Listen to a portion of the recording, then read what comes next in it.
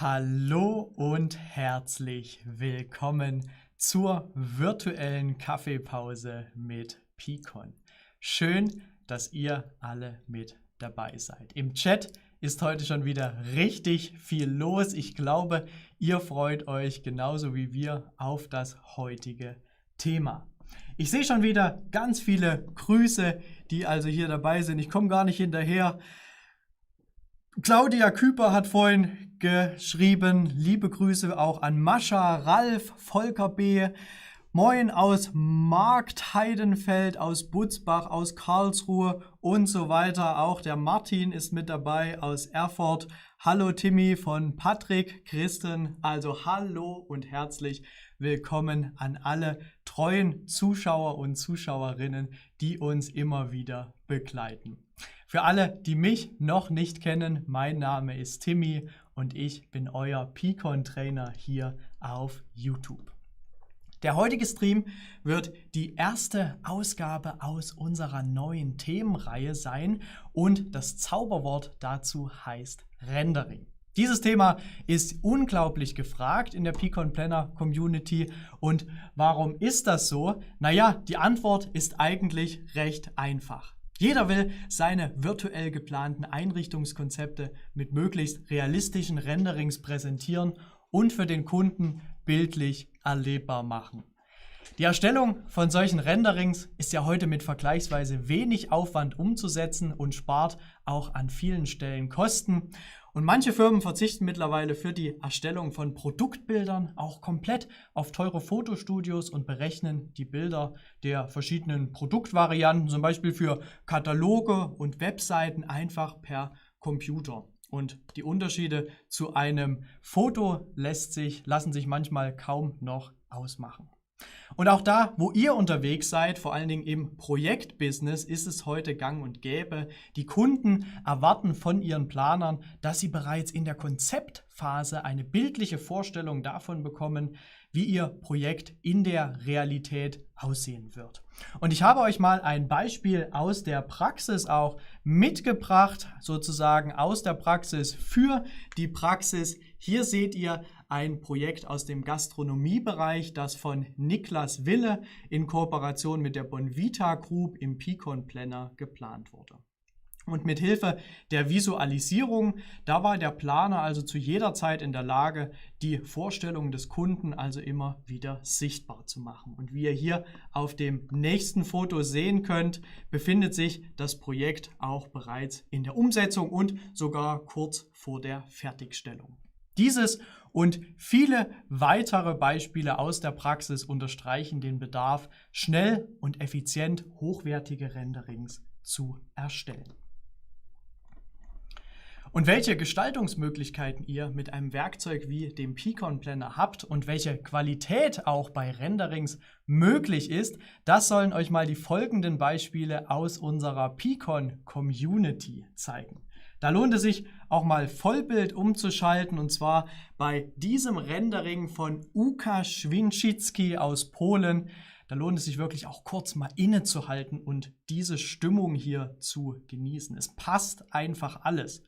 Das Ambiente, die Möbel, die Materialien, das Licht. Und ich habe auch im Vorfeld der Kaffeepause mit Łukasz Kontakt gehabt und mir nochmal bestätigen lassen, ja, diese Visualisierung ist zu 100% im Picon Planner mit dem Renderer OSP Ray entstanden. Das ist wirklich ganz großes Kino und auch ein großes Kompliment hier nochmal an Łukasz aus Polen. Das nächste Rendering stammt von unseren Partnern der Wegscheider Office Solution hier aus Deutschland und zeigt ein modernes und gleichzeitig gemütliches Wohnambiente, auch geplant und gerendert mit dem Picon Planner. Hier sieht man nochmal ganz toll, wie dieses offen gestaltete Wohnzimmer in Kombination mit den Personen und auch dem kleinen Hund, seht ihr den da? Der schaut wahrscheinlich gerade zu seinem Futternapf in der Küche. Also wie das alles mit der Glasfront und dem Panorama-Hintergrund zusammenspielt. Auch das ein wirklich, wirklich ansprechendes Rendering. Und als drittes Beispiel aus unserer Community seht ihr hier mal ein Rendering der Picon Planner Profis Ernst von Petersdorf und Partner aus der Schweiz. Dieses Dienstleistungsunternehmen hat seinen Hauptsitz im Herzen von Zürich und sie haben umfassendes Know-how in der Planung, Gestaltung und Umsetzung von Büroraumkonzepten. Und sie sind vor kurzem auf uns zugekommen und haben uns diese Visualisierung gezeigt, weil sie einfach selber so viel Freude an der Arbeit mit dem Picon Planner haben. Und aus diesem Grund haben wir uns auch gedacht, wir wollen euch in der Themenreihe Rendering eine Plattform geben und auch zu Beginn jedes Streams Renderings aus der Community zeigen. Wir wollen damit eure Arbeit würdigen und uns auch gemeinsam nochmal anspornen, voneinander zu lernen. Und auch ihr könnt euch so ein bisschen revanchieren, indem ihr uns mal zeigt, was ihr mit dem Picon Planner Tolles geplant und gerendert habt. Vielleicht etabliert sich das ja, das entscheidet ihr ganz allein. Schickt uns, wenn ihr mögt und wenn ihr dürft, eure Renderings einfach per E-Mail an info@picon-planner.com und vielleicht ist eure Arbeit dann auch in der nächsten virtuellen Kaffeepause zu sehen. Schauen wir mal rein, was ihr so zu dem Chat sagt. Genau, also wow, viele gute Renderings hier dabei. Klasse, Ukash. Viele Grüße auch nochmal nach Berlin. Und ich habe vorhin auch gesehen, noch viele Grüße an Omar von Trilux. Ihr habt kürzlich erst die Produktdaten, OFML-Daten eurer Leuchten in der Picon Community geteilt und jetzt schon in der Kaffeepause mit dabei. Das ist wirklich klasse von euch. Cool, dass ihr da so aktiv seid im Chat. Nachdem ihr jetzt gesehen habt, welche hochwertigen Renderings ihr mit allen Editionen des Picon Planner übrigens erstellen könnt, wollte ich euch natürlich noch zeigen, welche Techniken euch zu solchen Ergebnissen bringen. Da wechseln wir mal in den Picon Planner. Und jetzt sehe ich gerade, habe ich hier ein kleines technisches Problem. Meine Streaming-Software erkennt gerade den Picon Planner nicht mehr. Das ist aber kein Problem. Dann werde ich einfach mal schnell neu starten und dann sollte der Stream auch gleich wieder zur Verfügung stehen. Das dauert nur einen ganz kurzen Moment.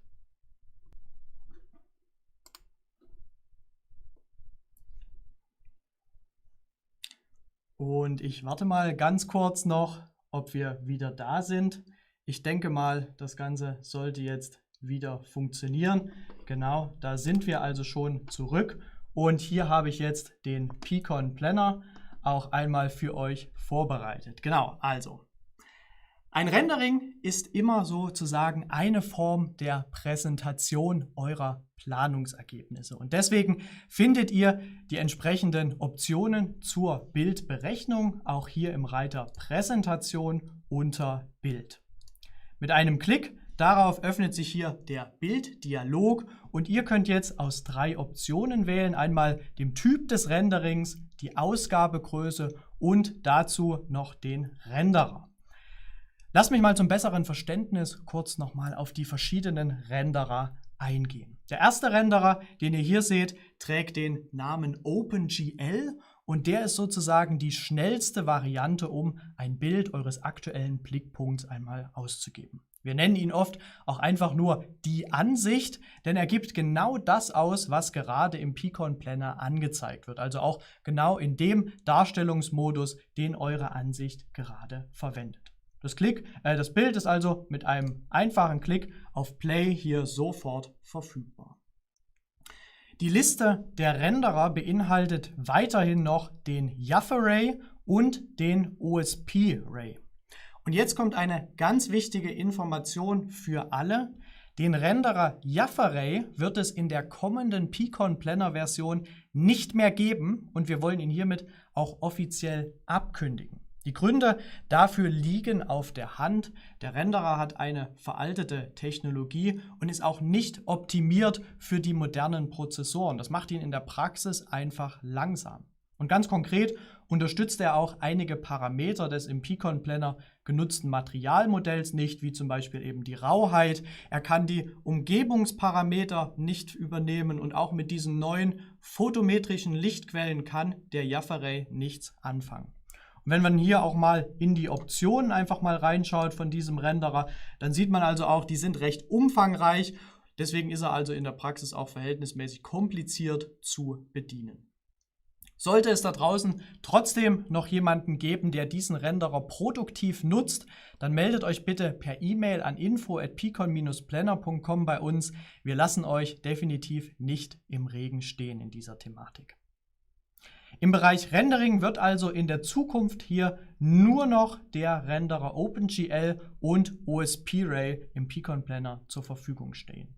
Der OSP-Ray-Renderer ist also die Zukunft und diesen Renderer entwickeln und optimieren wir auch in Abstimmung mit Intel auf die spezifischen Bedürfnisse unseres 3D-Raumplaners. Neben dieser aktuelleren Technologie, den er verwendet, und auch Intel als Entwicklungstreiber im Hintergrund, da unterstützt der OSP-Ray eben auch die äußerst effektive Rauschunterdrückung, das vollständige PBR-Materialmodell mit allen Parametern, die photometrischen Lichtquellen und auch noch vieles weitere mehr. Er bietet ein schnelles und auch up-to-date Path-Tracing-Verfahren und er lässt sich durch die, wie ihr seht, wenigeren und überschaubaren Optionen auch deutlich einfacher bedienen in der Praxis.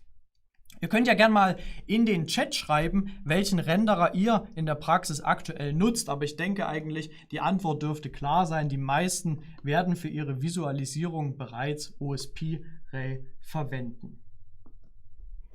Schauen wir mal, was ihr dazu sagt. Nutzt ihr den OSP-Ray oder nutzt ihr noch einen anderen Renderer?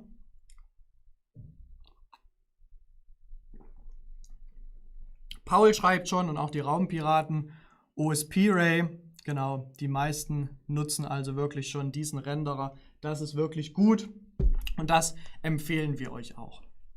Im zweiten Teil der Kaffeepause möchte ich euch natürlich jetzt mal zeigen, wo dieser OSP-Ray-Renderer stark ist und mit welchen Tricks ihr auch sicherstellen könnt, dass sich eure Renderings dann auch auf Profiniveau bewegen. Das Rendering ist ja sozusagen immer nur das Ergebnis, also sozusagen das Fenster in eure Planung. Und deswegen werden wir jetzt auch darüber mal reden, was ihr in der Planung tun könnt, damit euer Ergebnis gut ausschaut. Wechseln wir mal wieder zurück in meine Beispielplanung. Ich schließe mal hier den Bilddialog und wenn wir uns jetzt hier diese Szene einmal anschauen, dann sollte also dem geübten Auge direkt mein allererster Punkt auffallen, und zwar die Beleuchtung der Szene. Die Beleuchtung beeinflusst die Qualität eurer Renderings maßgeblich, wie es auch beim Fotografieren eben ist, wo kein Licht, da kein gutes Bild. Gute Beleuchtung in einer Szene, die setzt sich aus der Grundausleuchtung im Picon Planner, dem sogenannten Umgebungslicht, und den weiteren Lichtquellen zusammen. Im Reiter Ansicht findet ihr hier unter Umgebung dieses sogenannte Umgebungslicht. Hier könnt ihr also auch die Rotation und die Intensität eurer Umgebungsbeleuchtung einstellen. Das sorgt also erstmal für eine gleichmäßige Grundausleuchtung und spiegelt sich auch direkt in der Ansicht wider. Wenn wir diesen Umgebungsdialog mal schließen und ein Stückchen aus dieser Ansicht hier herausgehen, dann dürfte euch auch noch ein weiteres Licht hier auffallen, das wir hier in diesem Bereich platziert haben. Hier sieht man noch ein direktionales Licht. Das fällt also schräg in die Planung hinein und das simuliert sozusagen das Sonnenlicht. Und wenn ich diese Lichtquelle jetzt auch einfach mal ein Stückchen verändere hier an dieser Stelle, sieht man auch, wie sich also der Schatten hier direkt in meiner Planung auch widerspiegelt. Das soweit zu den Lichtquellen, die also von außen kommen.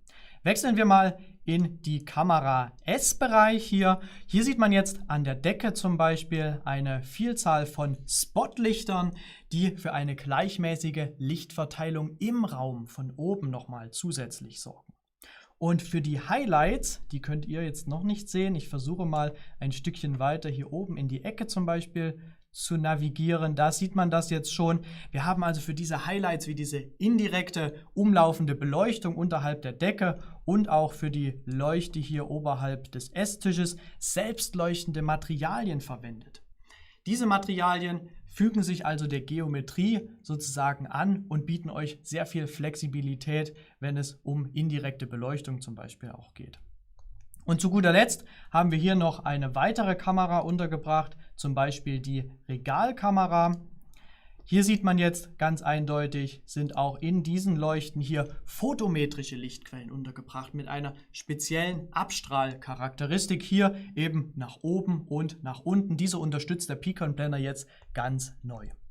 Und da sind wir auch bei einem ganz, ganz wichtigen Punkt. Mit diesem OSP-Ray Renderer könnt ihr all diese Lichtquellen im Picon Planner problemlos verarbeiten. Und ich zeige euch mal, wie also ein fertiges Rendering dieser Regalkamera mit den entsprechenden photometrischen Lichtquellen dann aussehen könnte.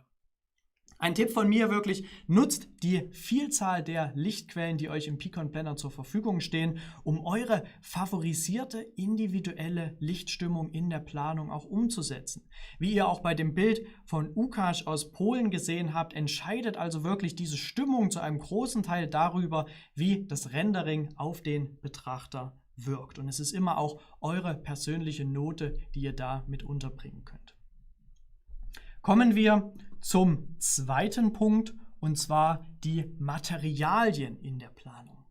Die Materialien sind ebenso wichtig wie die Beleuchtung. Ihr solltet unbedingt auf die hochwertigen Materialien aus dem Materialkatalog, den ihr hier unter Start Materialien zum Beispiel findet, eben zurückgreifen, oder auch beim Anlegen von eigenen Materialien solltet ihr die weiteren Parameter im Materialeditor pflegen. Wir wechseln mal auf die Detailkamera, die wir hier vorbereitet haben, hier über dem Esstisch, und dann öffne ich im Anschluss mal den Materialeditor im Reiter Bearbeiten. Finde ich den. Der Picon Planner nutzt als Materialmodell das sogenannte Physically Based Rendering oder kurz PBR geschrieben.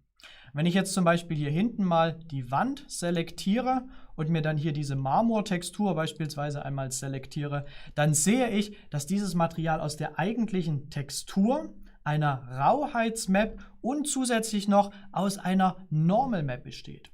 Und all diese Werte, die also die Textur, das Material, was wir angelegt haben, mitbringt, diese Werte liefern dem OSP-Ray Renderer weitere Parameter, mit denen er arbeiten kann. Wenn ihr solche Eigenschaften auch wirklich konsequent pflegt und hochwertige Materialien verwendet, dann wird sich auch ganz automatisch die Qualität eurer Renderings verbessern. Dann kommen dann eben bei Marmor, Holz, Glas und so weiter auch Tiefe, Struktur und weitere Eigenschaften mit hinzu. Das ist also ein ganz, ganz großer Punkt, um gute Renderings zu erstellen. Und hier auf dem Tisch haben wir noch ein weiteres Beispiel für den Umgang mit Materialien. Und zwar seht ihr hier diese Karaffe und die beiden Gläser, die hier stehen. Ich zeige euch mal, wie diese Perspektive gerendert aussehen könnte. So könnte das Ganze gerendert aussehen. Überzeugt euch das? Naja, noch nicht. Normalerweise machen wir ja keine Vergleichsbilder, aber ich verrate euch, dieses Rendering hier ist mit der vorigen Version des Picon Planner entstanden. Man kann zwar erkennen, was das Motiv ist, aber es geht noch besser. Lasst mich mal kurz überblenden und schaut jetzt wirklich genau auf die Karaffe. Dieses Rendering hier ist mit der aktuellen Version vom Picon Planner und dem OSP-Ray Renderer entstanden. Hier sieht jetzt wirklich das Glas viel, viel realistischer aus, denn es wird auch die Brechung des Lichts am Material mitberechnet. Was sagt ihr denn dazu? Wenn wir mal in den Materialeditor zurückschauen an dieser Stelle und hier auch mal das Glasmaterial selektieren, dann sehen wir jetzt hier im unteren Bereich auch den sogenannten Brechungsindex. Das lässt sich per Schieberegler hier nochmal verändern und einstellen, von 1 gar keine Brechung bis 5 sehr hohe Brechung, wie stark also das Licht an diesem Material gebrochen wird. Und das ist in der Praxis überaus relevant, eben zum Beispiel für diese Karaffe, für den Glastisch, aber auch, was in Büros ganz oft zu sehen ist, diese Glastüren, wenn ihr die halb aufmacht zum Beispiel, dass die Kanten viel deutlicher erkennbar werden und das Licht daran gebrochen wird. Also Brechungen gibt es im Alltag überall und es ist ein tolles Feature, dass der OSP-Ray-Renderer diese Brechung jetzt auch für eure Renderings unterstützt. Und für diese Perspektive hier habe ich noch ein weiteres kleines Gimmick, das eigentlich schon ewig im Picon Planner verfügbar ist, aber nur von ganz wenigen genutzt wird. Und zwar die Tiefenschärfe. Wir alle lieben doch diese tollen Porträtfotos, die wir jetzt mit unseren Smartphones erstellen können. Da, wo das Motiv im Vordergrund sozusagen scharf ist und der Hintergrund so ein bisschen blurry, also unscharf ist. Ich glaube, ihr wisst, was ich meine. Und sowas könnt ihr im Picon Planner für eure Close-Up-Shots auch einbauen. Ich selektiere mir mal hier die Kamera, die also diesen Esstisch hier zeigt in meiner Planung. Die habe ich einmal hier. Und im Eigenschaften-Editor gibt es hier eine kleine Option, die ihr auf- und zuklappen könnt mit dem Namen Tiefenschärfe. Wenn ich diese mal auf aktiviert setze, dann findet ihr hier einen kleinen orangenen Regler, mit der ihr die Distanz sozusagen der Tiefenschärfe festlegen könnt. Also eigentlich die Stelle, wo dann später im Rendering der Fokus liegen soll. Die habe ich mir jetzt zum Beispiel mal hier direkt oberhalb der Karaffe sozusagen platziert. Und im Eigenschaften-Editor könnt ihr auch noch den Prozentsatz einstellen. Damit gebe ich an, wie scharf das Bild später sein soll. Je höher also der Wert, desto schärfer wird das Bild. Maximal ist da 100 möglich und analog verhält es sich dann eben auch mit kleineren Werten. Und jetzt wollt ihr sicher auch sehen, wie das Ganze hier im Rendering aussieht. Auch das habe ich mal vorbereitet. Achtung! So könnte also dieses Bild einmal mit aktivierter Tiefenschärfe inklusive Brechung mit dem aktuellen Picon Planner aussehen. Was meint ihr dazu? Ist so ein Effekt cool? Schreibt gerne mal in den Chat. Kanntet ihr diese Option mit der Tiefenschärfe schon? Ich habe wirklich bisher nur sehr wenige Renderings gesehen, die diesen Effekt, also zum Beispiel für solche Detailaufnahmen, benutzt haben. Ein kleiner Hinweis noch an alle, die noch mal tiefer in die Verwendung der verschiedenen Lichtquellen und Materialien auch einsteigen wollen. Ich habe euch auch in der Videobeschreibung eine der vergangenen Kaffeepausen zu genau diesem Thema verlinkt. Und dort erkläre ich auch noch mal genauer, wie ihr die Lichtquellen erstmal platziert, welche Parameter ihr auch für eigene Materialien beachten müsst. Das könnt ihr euch gerne nach dieser Kaffeepause noch mal anschauen. Und jetzt schauen wir mal, was ihr im Chat alles dazu zu sagen habt. Da lese ich schon, tolles Gimmick, interessant, vielen Dank für die tolle Information, danke für den Tipp. Habe die Tiefenschärfe bisher nicht genutzt. Ja, das dachte ich mir fast, deswegen habe ich das heute mal für den Auftakt zu diesem Thema mit eingebracht. Wenn ihr jetzt also die Beleuchtung, die Geometrien inklusive Materialien richtig aufeinander abgestimmt habt, dann übernimmt der OSP-Ray-Renderer eigentlich schon den größten Teil der Arbeit für euch. Trotzdem gibt es noch einige weitere Einstellungen, die ihr vor dem Start des Renderings beachten solltet. Und diese Einstellungen hängen auch immer davon ab, was das Rendering eigentlich später zeigen soll. Das bedeutet, wenn ihr ein Rendering in einem geschlossenen Raum erstellt, wie beispielsweise diese Detailkamera, dann müssen zum Teil andere Parameter genutzt werden, als wenn ihr beispielsweise ein einzelnes Produkt freigestellt rendern wollt. Wechseln wir mal zurück in den Picon Planner und ich öffne mir mal den Bilddialog hier im Reiter Präsentation unter Bild. Und hier haben wir auch den OSP-Ray-Dialog inklusive der Optionen. Die könnt ihr hier also über diesen kleinen Stift zum Beispiel ein- oder ausblenden. Als allererstes finden wir hier im Bereich Verarbeitung die Abbruchbedingungen. Hier könnt ihr jetzt aus verschiedenen Stufen festlegen, bei welcher Qualität das Rendering gestoppt wird. Konkret liegt da ein sogenannter Vergleichswert dahinter. Also wenn das Bild einen gewissen Rauschwert erreicht hat, dann wird es also gestoppt. Ich würde euch raten, für die allerersten Renderings eurer Szene erstmal hier das Standardprofil für Vorschau zum Beispiel zu laden. Damit könnt ihr erstmal so die grundlegenden Parameter eurer Szene überprüfen, sozusagen ein Testrendering machen, eine Vorschau, um zu sehen, ob der Lichteinfall und die ganzen Materialien alle in der Szene passen. Wenn ihr damit dann zufrieden seid, dann könnt ihr ein qualitativ höheres Profil beispielsweise hier auch nochmal laden und könnt dann euer Rendering auch länger laufen lassen. Ein weiterer wichtiger Wert, der sowohl die Renderzeit als auch die Qualität beeinflusst, ist hier im zweiten Bereich die Strahlentiefe. Dieser Wert beschreibt, wie oft ein Lichtstrahl in der Szene reflektiert wird, bevor sein Weg endet. Und für alle Profis, vielleicht nochmal anders gesagt, die Strahlentiefe ist also die Anzahl der hintereinander liegenden transparenten Objekte mal 2. Wenn ihr also, wie in dieser Szene hier zum Beispiel, mehrere Glasflächen übereinander liegen habt, dann braucht es zum Beispiel bei hier in diesem Beispiel 3 Fensterscheiben mindestens eine Strahlentiefe von 6, damit das Licht durch all diese Fensterscheiben hindurchfällt. Oder auch weniger technisch nochmal gesagt, erhöht einfach die Strahlentiefe, zum Beispiel auf 10 oder vielleicht sogar auf 16 könnte auch ein Wert sein, damit das Licht wirklich an vielen transparenten Materialien in eurer Szene nicht in einer schwarzen Fläche sozusagen endet.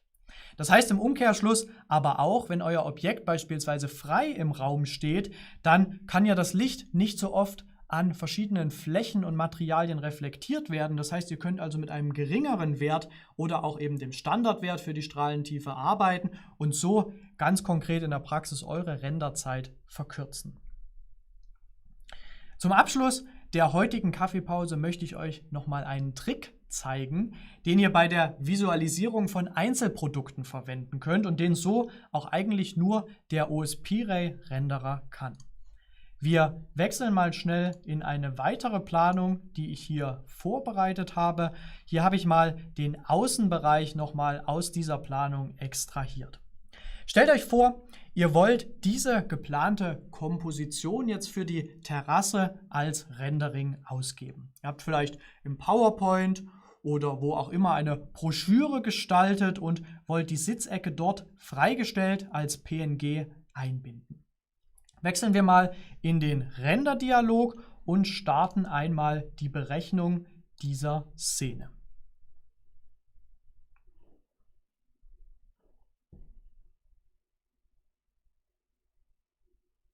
Jetzt wird also der aktuelle Hintergrund der Arbeitsfläche mit ausgegeben. Das sehen wir hier ganz genau. Wenn ihr das Ganze freigestellt haben wollt, dann klickt hier einfach im Renderdialog auf transparenter Hintergrund. Wenn ich das einmal mache, dann wird mir also hier der Hintergrund der Ansicht einmal über dieses Kacheldesign sozusagen freigestellt.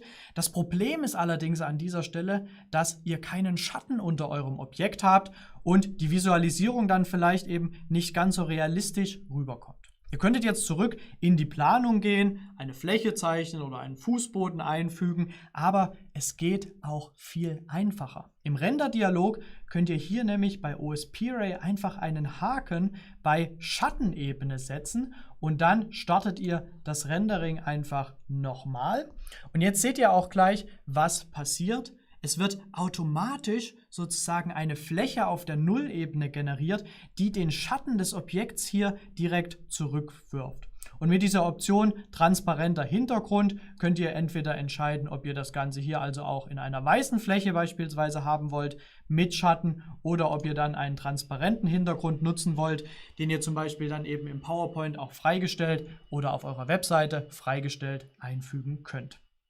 Und mit Hilfe auch der Rotation der Umgebungsbeleuchtung, was ich ganz am Anfang gezeigt habe, könnt ihr also recht einfach auch festlegen, von wo das Licht kommt und wie dann der entsprechende Schatten auch fällt, ob er weiter hinter das Objekt oder gar von hinter dem Objekt kommen soll, sozusagen. Das könnt ihr recht einfach per Schieberegler definieren, ohne weitere Lichtquellen in eure Planung hinzufügen zu müssen. Wir könnten jetzt an dieser Stelle noch viel weiter mit den Lichtquellen und dem Schattenwurf spielen, aber wenn ich jetzt noch mal so auf die Uhr schaue, ja, dann sehe ich, okay, die Zeit ist schon wieder wie im Flug vergangen, leider. Und außerdem brauchen wir ja auch noch ein bisschen Futter für die nächste Kaffeepause aus unserer Themenreihe Rendering. Und damit sind wir jetzt schon wieder am Ende angekommen unserer heutigen Kaffeepause. Zum Abschluss gibt es wieder 3 der heiß begehrten Peakon-Tassen zu gewinnen. Und wir haben auch diesmal wirklich wieder tolle Rückmeldungen von den glücklichen Gewinnern vom letzten Mal bekommen. Alle 3 haben uns ein Bild geschickt und ich würde mal sagen, so sehen Sieger aus. Ich zeige euch das Ganze mal. Renata von SSI Schäfer aus Wien hat uns ein Bild geschickt und ich glaube, ich habe selten so viele Ausrufezeichen in einer E-Mail gesehen, als du von deinem Gewinn gehört hast. Das Gruppenfoto mit deinen Kollegen und dem ganzen Team bist du uns auf jeden Fall noch schuldig. Das erwarten wir dann zum nächsten Mal, wenn es möglich ist. Der zweite Gewinner, nachdem beim letzten Mal die Kollegin gewonnen hatte, hat nun auch der Chef eine Peakon-Tasse abgestaubt. Wolfgang Spitzer, Design- und Akustiksysteme, schreibt, dass die Peakon-Tasse also täglich in Verwendung ist und auch passend zum heutigen Thema, seht ihr da drüben, läuft auf dem Monitor ein Rendering im Hintergrund. Besser geht's eigentlich nicht. Und wir haben alle ganz, ganz herzlich und herrlich geschmunzelt bei den Bildern, die uns Jeffrey aus Duisburg von der Firma Inwerk geschickt hat. Jeffrey, wenn du heute auch wieder zuschaust, du bist ein absolut cooler Typ und auch bei euch sind die Peakon-Tassen heiß begehrt, habe ich gelesen. Gut, dass du jetzt eine hast. Man sieht dir auf jeden Fall die Freude in deinen schelmischen Augen auf jeden Fall an. Und jetzt ist eure Chance gekommen, eine von diesen 3 heiß begehrten Peakon-Tassen zu gewinnen. Heute ist nämlich Schnelligkeit gefragt. Seid also nicht der Igel, sondern seid der Hase. Apropos Hase, da ja bald Ostern ist, kommt dieses Mal zur Peakon-Tasse auch eine kleine Süßigkeit mit dazu, damit also die Wartezeit bei euren Renderings besser überbrückt werden kann. Schreibt uns einfach eine E-Mail an info@peakon-planner.com. Die ersten 3 Mails, die uns erreichen, erhalten eine Tasse und das Gewinnerwort für die heutige Veranstaltung, das ihr also in den Betreff schreiben müsst, lautet Visualisierung. Also schreibt uns eine E-Mail info@peakon-planner.com mit dem Codewort Visualisierung. Dann habt ihr hoffentlich eine Peakon-Tasse und so einen süßen kleinen Schokohasen bald bei euch im Büro. Ich wünsche euch ganz viel Erfolg beim Gewinnspiel und wir benachrichtigen euch natürlich dann, um eure weiteren Kontaktdaten zu erfragen. Das war's für heute schon wieder.